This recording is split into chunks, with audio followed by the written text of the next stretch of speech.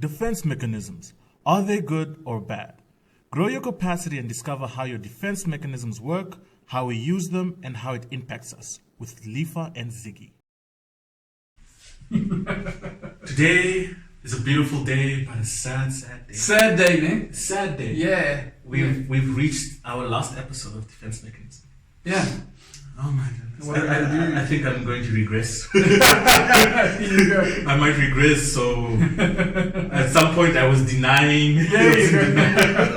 I think I went through all of our defense mechanisms There you go. to make sure this hurtful moment, I could deal with this hurtful moment. Except for compartmentalization. You go. I didn't go through that one because I can't say it, so that's the only reason. My mind was like, not that one.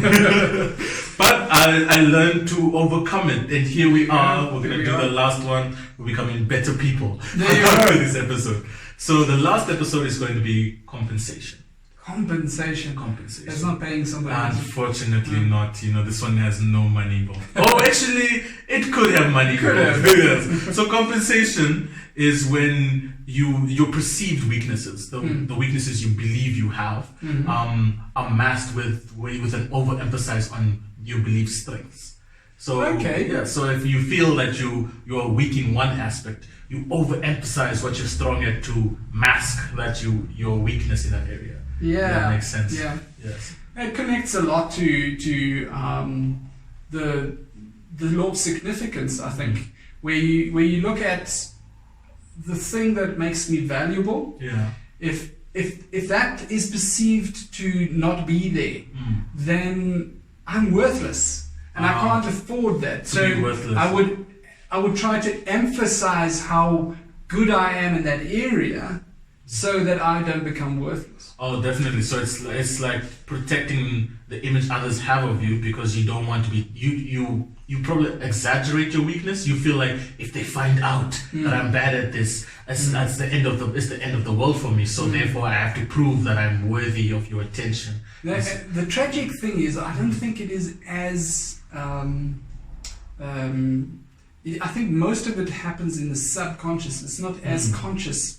Yes. That whole decision. It's because we often look at people that overemphasize one point and we think, what is wrong with you, man? Exactly. Nobody is that good, but they are trying to defend the core value that they have. Okay. But they don't do that consciously. That is, once again, their brain protecting them. And I think a lot of that happens in their subconscious. And they're not only protecting themselves, often, in my opinion, they're not only protecting themselves from the outside world, they're protecting themselves from themselves. So if I think being a good father makes me valuable, and I realize subconsciously I'm not really making the mark here, then I would have to tell my children what a great father I am and how much I do for them, and I would expect them to kind of compliment me on that. They would look at me and think, he's so full of himself, and why is he there? He's not a good father at all, whatever, but why does he have to compensate like but that? I might not realize it. And that is the danger of the whole defense mechanism. I believe so, especially if you're not aware and then you overemphasize this. Yes. Because then you can't really sit down with yourself and discuss that situation. Yeah. You know, and I think that's probably what's most important is value in itself for people to not to be too. I wouldn't say condemning. Yeah. They shouldn't condemn themselves too much. You know? The challenge is though, in our world that we live in, the law of slip gets people to think the worst first. Yeah. So as soon as I tell you how brilliant I am, without you realizing it, you're going to hear me saying how bad you are. Definitely. Yeah. And if you connect that with the law of self, and you hear me saying how bad you are, you will become defensive. And what you're going to do is you're going to tell me, you're not that good. Because I'm defensive now. Yeah, so now I tell my child what a great father I am. So immediately he will think, no. So his whole body language is going to say to me, this child doesn't think I'm a good father. Now I become aggressive towards that child, but it's actually a challenge I have within myself. Definitely so. And it becomes problematic because if you don't address that or you don't realize that, that could put strain on that relationship. Exactly. Mm. Yeah. So So it just destroys things. yeah, definitely so. So it's probably an internal conversation of people trying to figure out what does make them valuable and being accepting their downfalls and accepting what they're good at. Because we're not perfect as human beings, Yeah, you know. yeah. So we will have flaws. We're not going to be great at everything. You know? Yeah. I think there are two things that are very important there. The first one, you're correct. You're 100% correct. We need to figure out what makes us valuable, because I find that most people don't have a clue. The second thing you need to do is you need to be very careful of the trap that a lot of people have fallen into, where they think that the whole universe revolves around them. They are the center of the universe and everything that happens around them is because of them. It doesn't.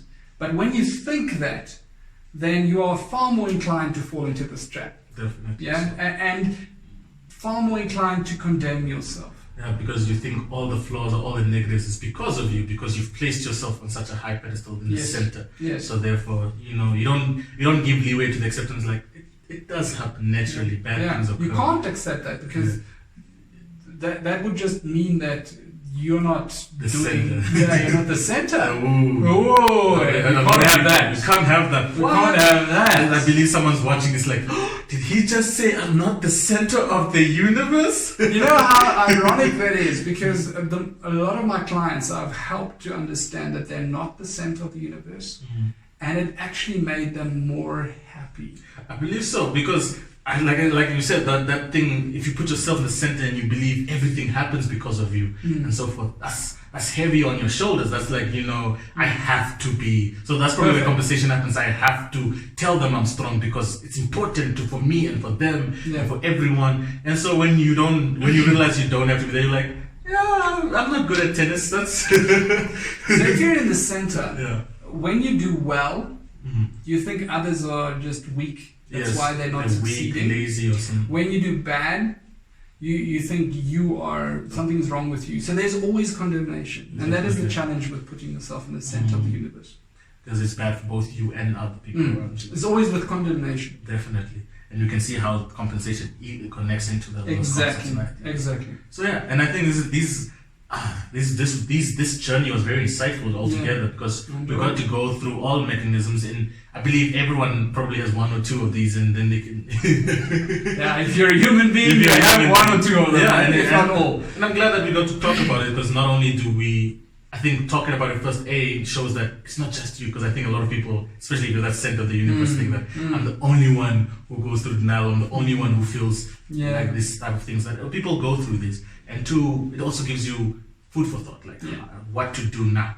Because not only just identifying a defense mechanism, but what to do now to make sure that, you know, you are a decent human being.